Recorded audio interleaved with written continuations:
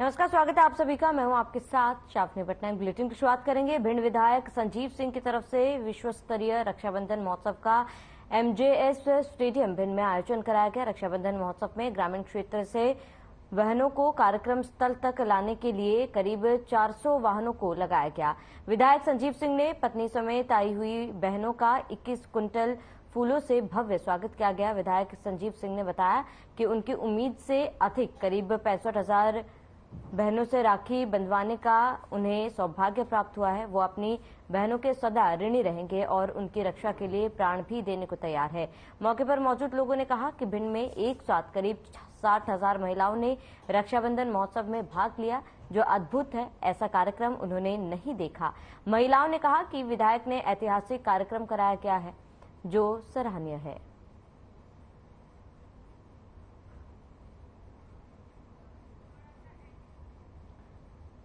तो भिंड में विश्व स्तरीय रक्षाबंधन महोत्सव का आयोजन कराया गया था, जहां पर सैकड़ों की संख्या में महिलाएं पहुंची थी। विधायक ने विश्व स्तरीय महोत्सव का आयोजन कराया। 65,000 महिलाओं ने विधायक को राखी बांधी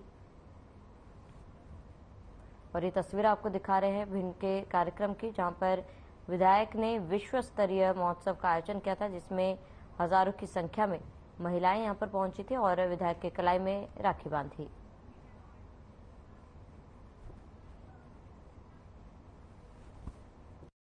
इधर इंद्रदेव कुपित हो रहे हैं, इधर गर्मी पड़ रही, बार बार प्रोग्राम बढ़ रहा है, तो फिर संजू ने तय किया कि नहीं 12 को करेंगे चाहे कुछ हो। और आपके सामने है रिजल्ट। 2 दिन से ये संजू सोए नहीं है। हमें खुशी इस बात की है, पूरी ताकत से इस मंच को बनाने में, इस पंडाल को बनाने में और इसको ऐसा बनाने में कि बहनें आसानी से आए और यहाँ पर बैठ सके। ये आप खुद देख रहे होंगे कितनी बड़ी संख्या में हमारी बहनें हमको आशीर्वाद देने के लिए आई हैं। बहन जी हम बाद में लेंगे, कि तुम्हारा आशीर्वाद ही माला ने बहुत है। ये बहुत बड़ी संख्या में बहनें मुझे आशीर्वाद देने के लिए आई, राखी बांधने के लिए आई, मुझे प्रोत्साहित करने के लिए आई। ये संबंध हमारा भाई बहन का है। मैंने उनसे कहा ये राजनीतिक कार्यक्रम नहीं है, ये पारिवारिक कार्यक्रम है। और जो संबंध हमने अपनी बहनों से स्थापित किया है, उस संबंध को और ज्यादा प्रगाढ़ करने के लिए इस तरीके के कार्यक्रम हम आयोजित करते हैं। हालांकि बहुत सारे लोगों ने कई तरह की बातें की, कटाक्ष किए, उनका जवाब हमारी बहनों ने इतनी बड़ी संख्या में आकर दे दिया है। सबसे पहले खड़ा होता है आगे आकर के, और ये रक्षाबंधन का त्योहार सबसे बड़ा त्योहार होता है।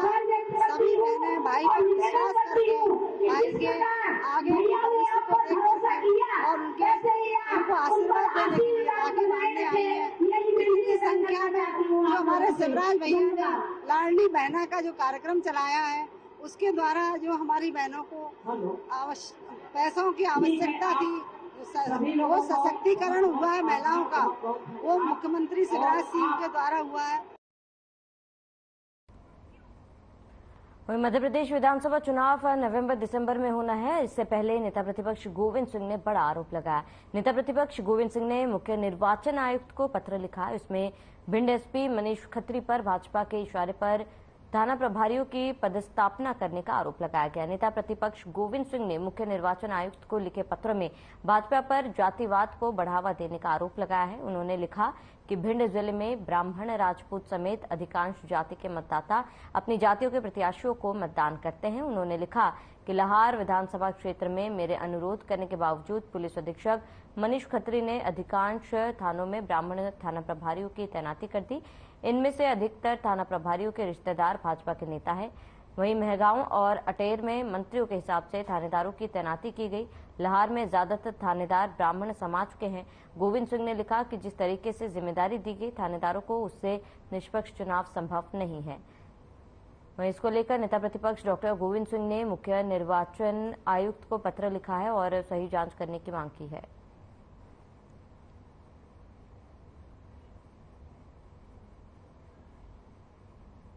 परंतु पुलिस अधीक्षक मनीष खत्री अपनी कुर्सी बचाने के लिए, भारतीय जनता पार्टी के मुख्यमंत्री को खुश करने के लिए स्थानीय नेताओं के इशारे पर मैगांव, पिंड,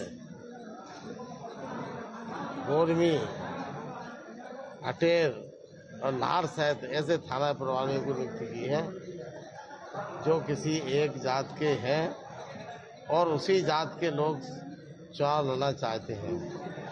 लार क्षेत्र चूंकि ब्राह्मण बाहुल्य क्षेत्र है, मैंने कहा था इस समाज के कम से कम राजपूत और क्षत्रिय समाज में संघर्ष होता है चुनाव में, इसलिए इन दो समाजों को छोड़कर अन्य समाज के थाना प्रभारी बनाए तो चुनाव निष्पक्षता से संपन्न हो सकेंगे। वहीं सुरपुरा पुलिस ने बड़ी कामयाबी हासिल की है, जहां पुलिस ने जमीन के अंदर गाड़ कर रखी अवैध शराब की 36 पेटी के 7 आरोपी को गिरफ्तार किया। बता दें कि जब आरोपी से पूछताछ की गई तो उसने घर के सामने बने गोणा में सब्जी के पेड़ों के बीच शराब को गाड़ना बताया, जिसके बाद पुलिस ने बताए स्थान की खुदाई की तो जमीन में बड़ी मात्रा में देशी शराब गड़ी हुई थी। खुदाई करने पर जमीन से 36 पेटी अवैध शराब बरामद कर जब्त की गई है और आरोपियों को मौके से गिरफ्तार किया गया। फिलहाल आरोपी के खिलाफ मामला दर्ज कर आगे की कार्रवाई शुरू कर दी गई।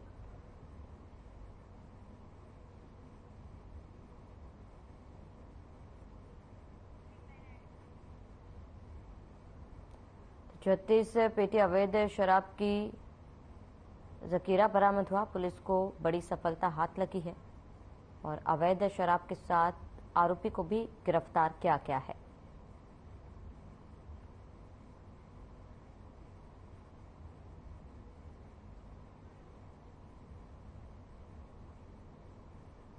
भिंड पुलिस द्वारा अवैध गतिविधियों के विरुद्ध विधानसभा चुनाव के परिवेश में लगातार अभियान जारी है।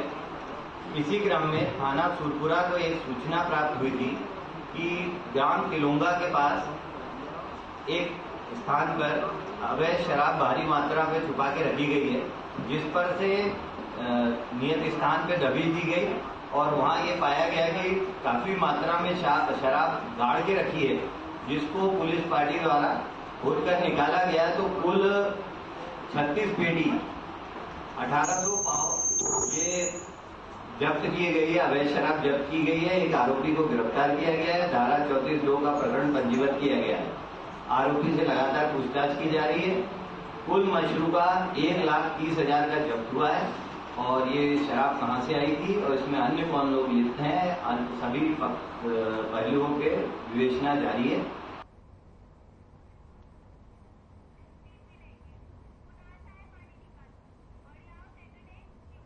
सिंगाजी ताप परियोजना में पावर हाउस के चारों तरफ पानी निकासी के लिए नालियां बनाई गई है, लेकिन कार्य के दौरान यहां पर नालियों में पानी की जगह राख बहाने के कारण जिन नालियों में पानी की निकासी होनी चाहिए वो पावर हाउस के चारों तरफ राख से भरा हुआ है। जहां पानी बहना चाहिए वहां अब राख ही राख दिख रही है, जिसके चलते बरसात होने पर पानी जो नालियों में बहना चाहिए वो पावर हाउस में घुसता है। बता दें कि सिंगाजी परियोजना में पिछले कई सालों से बरसात के पहले सिविल विभाग की ओर से नालियों की सफाई का मॉनसून मेंटेनेंस का कार्य किया जाता था और विभाग के द्वारा यह कार्य बंद कर दिया गया।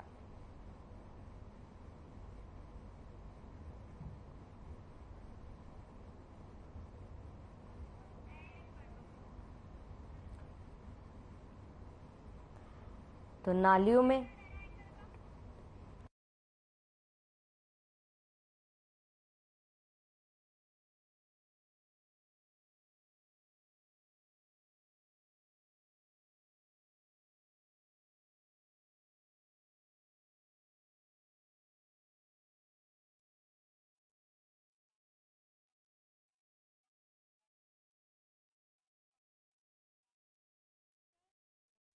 जा रहा है, जहां नालियों में पानी की जगह पर लगातार राख बहाया जा रहा है, जिससे पानी की निकासी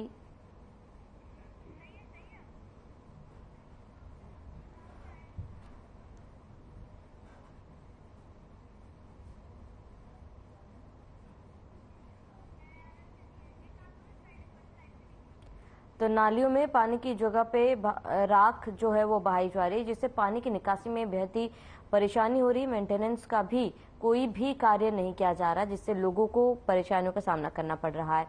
और आपको बता दें कि नालियों में जहां पानी बहना चाहिए वहां पे राख जो है वो बहाई जाती है, जिसकी वजह से पानी की निकासी में काफी परेशानियों का सामना करना पड़ता है और पानी की निकासी सही तरीके से नहीं हो पाती। पानी जाम होने के कारण वहां पे लोगों को काफी ज्यादा परेशानियों का सामना करना पड़ता है और जिसके कारण लोग परेशान हैं। हालांकि इसके बावजूद भी मेंटेनेंस का कोई भी कार्य नहीं किया जा रहा। शिकायत करने के बाद भी मेंटेनेंस का कोई भी कार्य जो है वो नहीं किया जा रहा, जिसकी वजह से लोगों में आक्रोश है।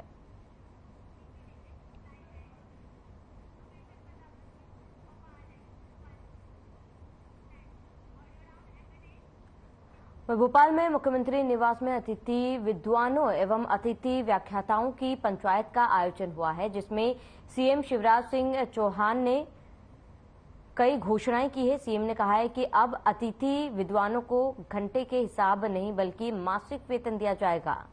आइए आपको सीधा ले चलते हैं। सब बंद, पूरा बाजार बंद, समाज की सारी व्यवस्थाएं ठप। ऐसे में अतिथि विद्वानों को भी क्यों बुलाना चाहिए? विभाग की तरफ से भी ये प्रश्न खड़ा हुआ कि हम घर बैठे तनख्वाह कैसे देंगे, लेकिन ये माननीय मुख्यमंत्री जी का ही हृदय है। उनने कहा मोहन जी अपने को किसी को बेरोजगार नहीं करना है, जो जहां से बैठा है जिसको जिस प्रकार से ऑनलाइन पढ़ाना तो ऑनलाइन पढ़ाइए, लेकिन किसी को भी घर नहीं बैठने देना चाहिए।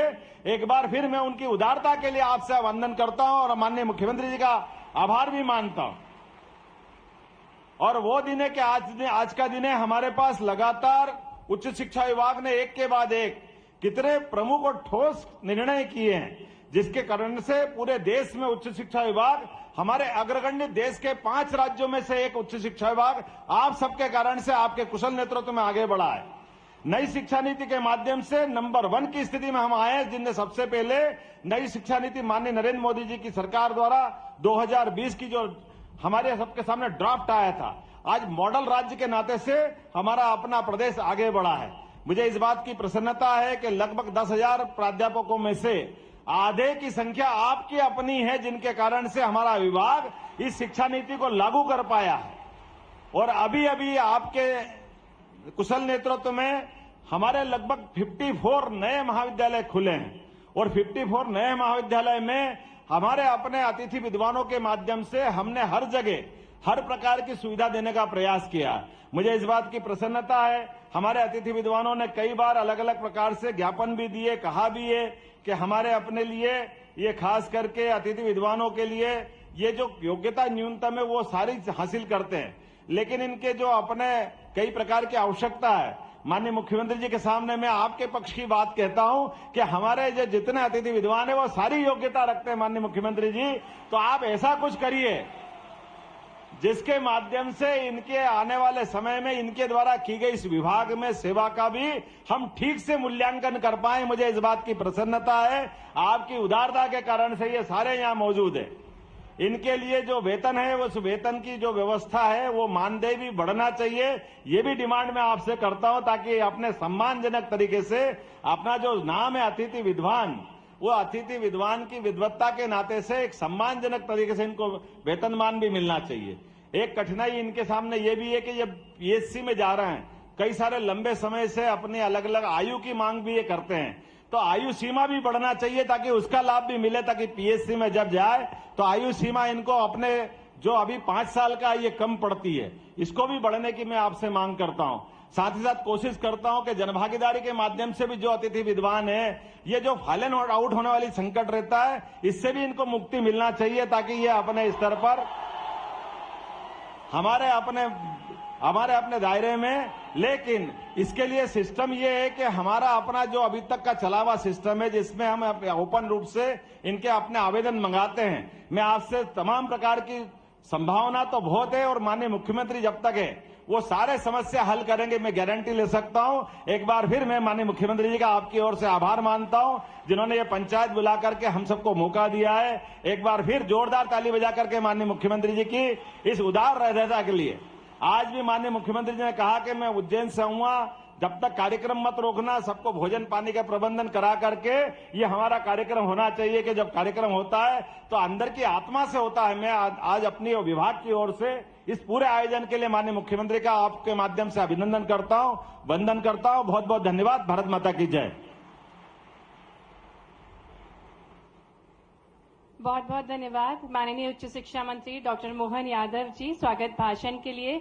और अब हम निवेदन करेंगे जिनको सुनने के लिए हम बहुत देर से इंतजार कर रहे हैं, हमारे कार्यक्रम के मुख्य अतिथि जो अपनी कथनी और करनी को साक्षात करते हैं, ऐसे यशस्वी मुख्यमंत्री जी का हम स्वागत करते हैं और निवेदन करते हैं उद्बोधन के लिए। भारत माता की, अतिथि विद्वानों की। अब इसमें तकनीकी भी हो गए और कौन कौन से रास्तों में कह रहे थे हम भी हैं, सबकी जय हो। आज इस कार्यक्रम में हमारे बीच उपस्थित हमारे कर्मठ उच्च शिक्षा मंत्री डॉक्टर मोहन यादव जी, सामान्य वर्ग आयोग के हमारे अध्यक्ष श्री शिव कुमार चौबे जी, सुल्तान सिंह शेखावत जी, हमारे मध्य प्रदेश असंगठित शहरी ग्रामीण कर्मकार मंडल के अध्यक्ष रमेश चंद्र शर्मा जी, मध्य प्रदेश राज्य कर्मचारी कल्याण समिति के अध्यक्ष हमारे मनु श्रीवास्तव, केसी गुप्ता, देवराज जी, डॉक्टर विजय राजौरिया जी, श्रीमती नीमा जी, सुरजीत जी, बनवारी लाल जी, सुश्री लक्षारी दास जी, ऋषभ पटसेरिया जी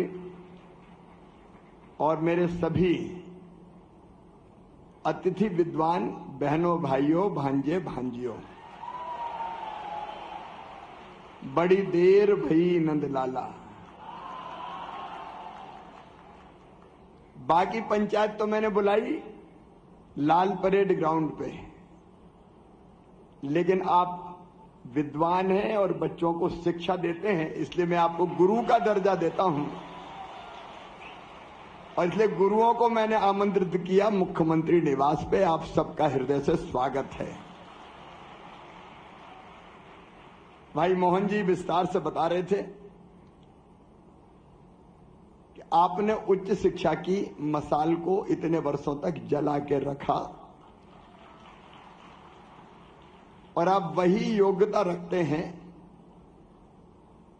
जो हमारे प्रोफेसर्स, लेक्चरर्स, व्याख्यातागण रखते हैं।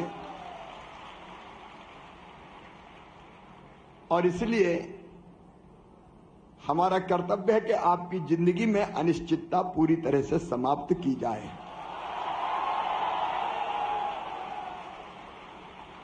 मैं जहां जहां गया अतिथि विद्वान अलग अलग स्थानों पर मिले और जब मिलते थे तो कुछ मेरी बहनें और बेटियां भावुक भी हो जाती थी। मैंने उनकी आंखों में आंसू भी देखे। एक जगह का नाम भूल गया जब मैं गया, कॉलेज भवन का शायद धार जिला था, मुझे एकदम याद नहीं आ रहा, जिला मुझे अभी ध्यान नहीं आ रहा, लेकिन एक कॉलेज के भवन का उद्घाटन करने गया तो मेरी दो बहनें जो अतिथि विद्वान थी उनने मिलने की कोशिश की। स्वाभाविक रूप से उत्कंठा होती है, ज्ञापन कैसे भी पकड़ लो, ज्ञापन कैसे भी पकड़ लो। वो आई है क्या? आस्था में भी और एक जगह भी ये खड़ी है। शायद मैंने बड़े बाद में जब चाय पीने में प्रिंसिपल साहब के कमरे में गया तो इन दोनों को बुला के इनके सिर पे हाथ रखा था और उस दिन तय कर लिया था कि आंखों में आंसू नहीं रहने देंगे। और इसलिए कुछ फैसले आज हम कर रहे हैं। मैं बहुत लंबी चौड़ी बात नहीं करूंगा, सार की बात करें। एक तो सभी शासकीय महाविद्यालयों में कार्यरत अतिथि विद्वानों को अब कार्य दिवस के बजाय सीधे सीधे मासिक वेतन दिया जाएगा और वो 50,000 रुपया तक का होगा।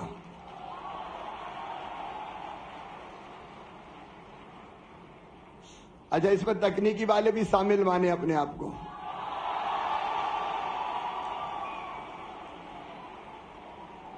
और शासकीय सेवकों के समान आपको अवकाश की सुविधा भी दी जाएगी।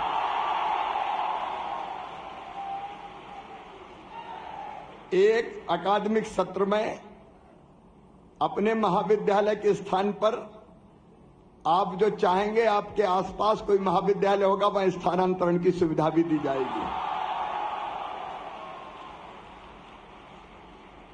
अभी जब मैं आ रहा था तो फॉलन आउट।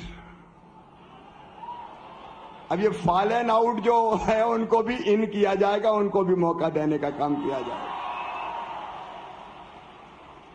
उनको फिर से आमंत्रण देंगे रिक्त पदों पर, लेकिन हमारी जिंदगी में और निश्चितता आए, इसलिए मुझे लगता है कुछ कदम और उठाना जरूरी है।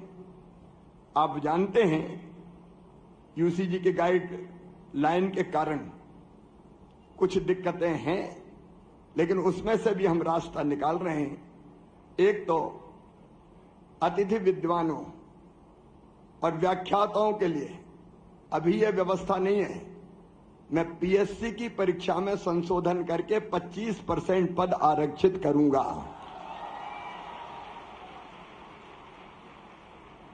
उसमें कुछ प्रक्रिया के बाद हमको फेरबदल करना पड़ेगा, उसके मैं निर्देश दूंगा। और अभी आपको प्रतिवर्ष 4 और अधिकतम 20 इतने नंबर दिए जाते हैं ना अतिरिक्त, और पेपर टोटल होता है कितने का? 900 का होता है, और इसलिए ये थोड़ा कम लग रहा है मुझे। इसको बढ़ा के अधिकतम 10% अंक तक दिए जाएंगे, उसकी व्यवस्था हम बनाएंगे ताकि अधिकतम शामिल हो सके। और एक बात और कि अब कोई भी अतिथि विद्वान व्याख्याता जो लगातार पढ़ाने का काम कर रहा है उसको बाहर नहीं किया जाएगा।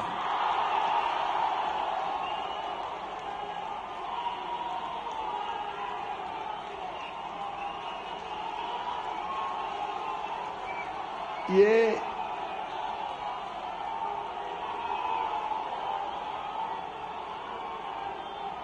इतना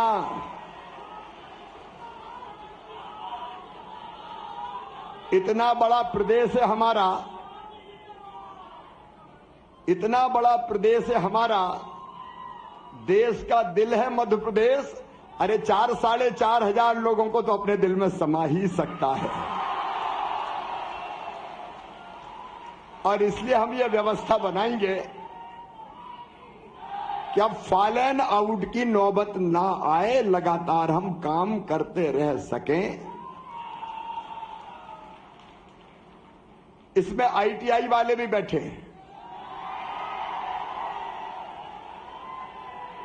आईटीआई वाले भी जो हमारे प्रवक्ता भी हैं, व्याख्याता भी हैं, सब है। तो जो मैंने 50,000 की बात तकनीकी के लिए भी कही वो लागू होगी, बाकी बात भी लागू होगी। और अतिथि प्रवक्ता भी हैं क्या कुछ? ये अलग है कुछ क्या? अतिथि प्रवक्ता अलग है। अभी इनको कितना दे रहे हैं? 14 हुआ है, 14,000 का। अच्छा, उनका प्रपोजल सर है कि आप बढ़ा के सर 20,000 तक कर सकते हैं, 18,000। चलिए उनका भी वेतन बढ़ा के 20,000 रुपया किया जाएगा, मान दें उनका। मित्रों, मैं आप सबको शुभकामनाएं देता हूं। आज मुझे लगता है लंबे चौड़े भाषण की जरूरत नहीं है, सार की बात मैंने बोल दी। आप सुखी रहो, आप निरोग रहो, आपका मंगल हो, आपका कल्याण हो, और बच्चों के भविष्य को भी आप बेहतर से बेहतर बनाने के काम में जुट जाएं, यही मेरी अपील है। मैं सरकार नहीं परिवार चलाता हूं, और आप भी मेरे परिवार के अभिन्न अंग हैं, इसलिए आप सबका हृदय से मैं स्वागत करता हूं। और चलिए इसी के साथ इस बुलेटिन में फिलहाल में देते हैं। देश प्रदेश की तमाम बड़ी खबरों के लिए बने रहे हमारे साथ।